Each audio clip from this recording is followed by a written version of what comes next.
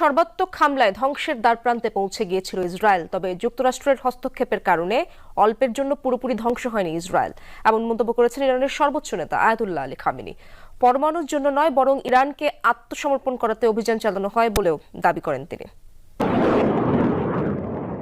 Iran Israel যুদ্ধবিরতির পর প্রথমবারের মতো জাতির উদ্দেশ্যে ভাষণ আয়াতুল্লাহ আলী খামেনির।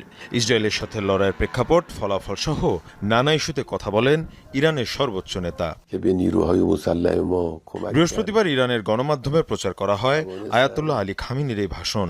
লড়াইয়ে তার দেশ জয়ী হয়েছে বলে দাবি করেন খামেনি।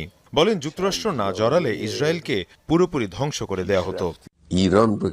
যুক্তরাষ্ট্র সরাসরি এই যুদ্ধে প্রবেশ করেছে, কারণ তারা মনে করেছিল এই যুদ্ধে যদি তারা জড়িয়ে না পড়ে তাহলে ইসরায়েলকে আমরা পুরোপুরি ধ্বংস করে দেব। কিন্তু যুক্তরাষ্ট্র এই যুদ্ধ থেকে কোনো সফলতা পায়নি। আমেরিকার গালে আমরা সজোরে চর বসিয়ে দিয়েছি।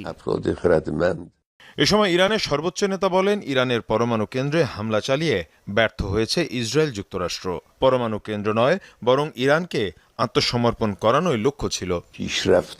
ইরানের পারমাণবিক স্থাপনাগুলোতে আক্রমণ করে যুক্তরাষ্ট্র কোনো কিছুই অর্জন করতে পারেনি।